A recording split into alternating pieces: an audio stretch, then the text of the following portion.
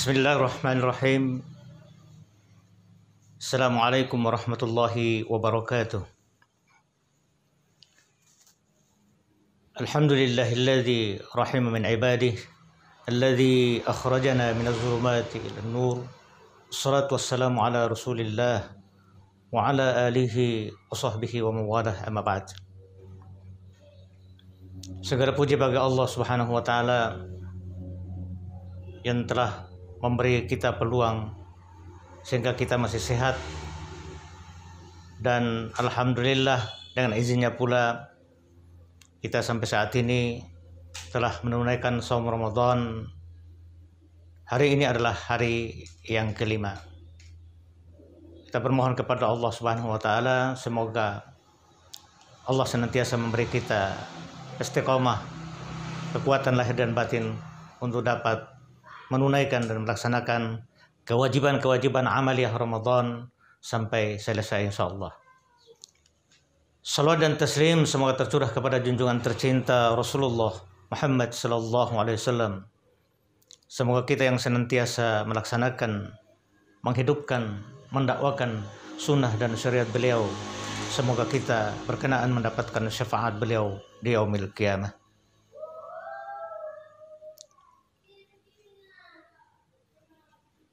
Puasa yang disyariatkan Allah sejak tahun kedua Hijriah dan sampai saat ini sudah kurang lebih 1400 tahun lebih orang menunaikan kewajiban itu.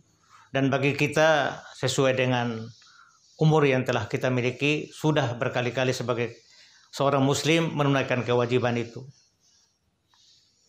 Dan kewajiban puasa itu sebenarnya pada prinsipnya adalah kembali kepada setiap orang yang melaksanakan kewajiban itu. Ada keyakinan dasar yang perlu kita miliki dan kita bangun dalam kegiatan hidup kita, bahwa setiap perintah Allah, setiap kewajiban yang datang dari Allah sebenarnya manfaatnya adalah kembali kepada hamba-hamba yang melaksanakan itu. Begitupun sebaliknya, setiap larangan Allah itu pasti mudarat bagi orang-orang yang melanggar atau melanggar larangan tersebut. Tentang kewajiban puasa yang saat ini telah kita tunaikan, secara umum Nabi mengatakan puasa itu ada 3 tahapan.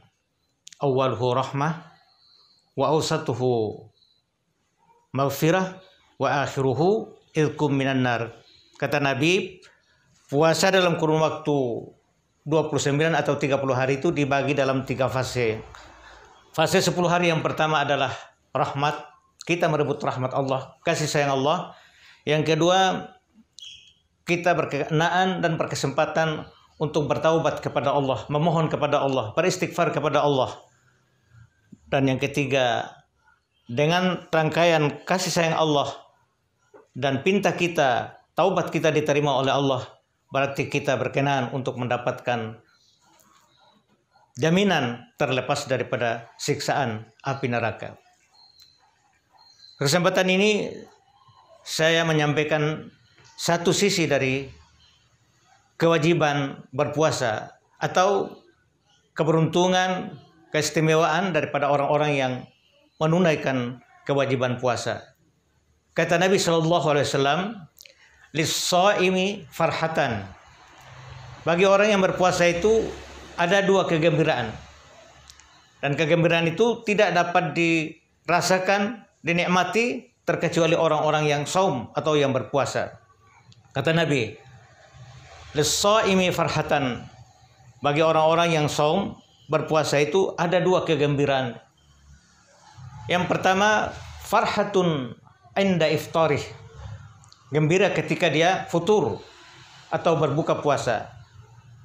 Gembira bukan karena berbagai menu yang disiapkan. Walaupun secara fisik, secara fitrah manusia dalam keadaan lapar, dalam keadaan nulai, lalu di hadapan dia ada berbagai macam kebutuhan yang sangat dia butuhkan. Misalnya persiapan makanan atau minuman, secara fisik boleh saja.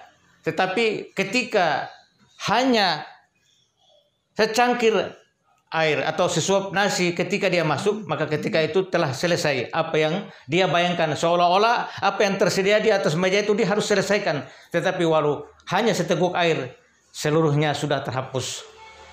Tetapi yang dimaksudkan dengan gembira pada saat futur adalah momen terbaik munajat dan doa setiap hamba yang menunaikan kewajiban puasa itu. Ketika dia bermunajat atau ketika berdoa, tidak ada hijab, dijamin diterima oleh Allah Subhanahu wa taala, yaitu ketika futur.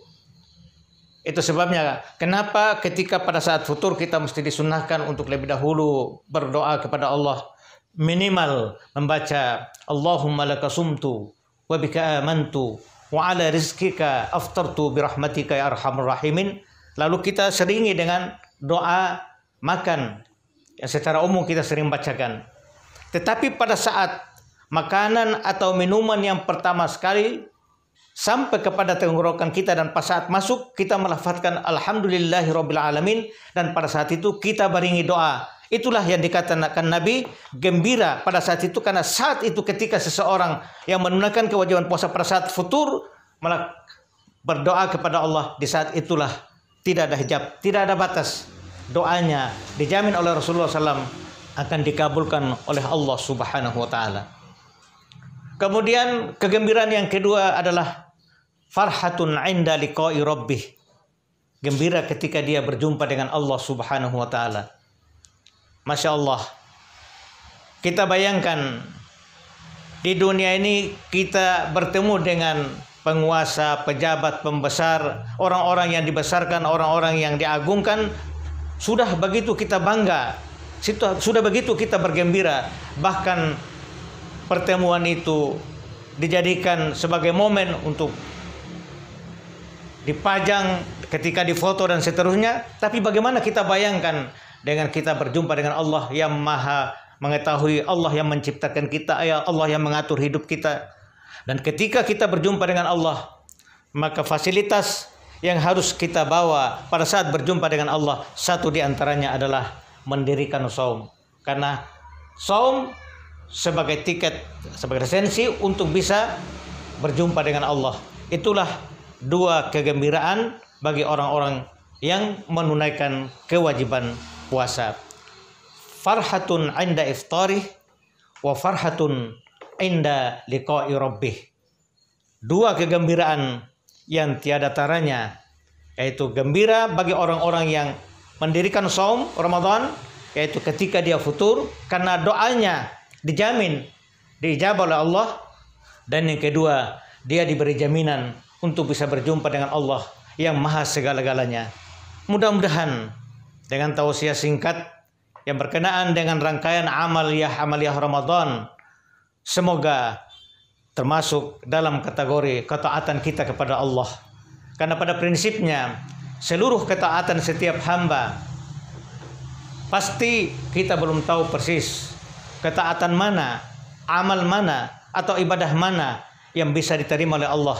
Tetapi kita sebagai orang-orang yang beriman dan yakin bahwa setiap amal sekecil apapun akan diperhitungkan oleh Allah Subhanahu wa taala. Apalagi kita menunaikan kewajiban saum Ramadan yang pada saat yang bersamaan kita merebut kasih sayang Allah, dan di saat itu pula kita diberi momentum terbaik untuk bertaubat kepada Allah kalau kita lengah dan lalai.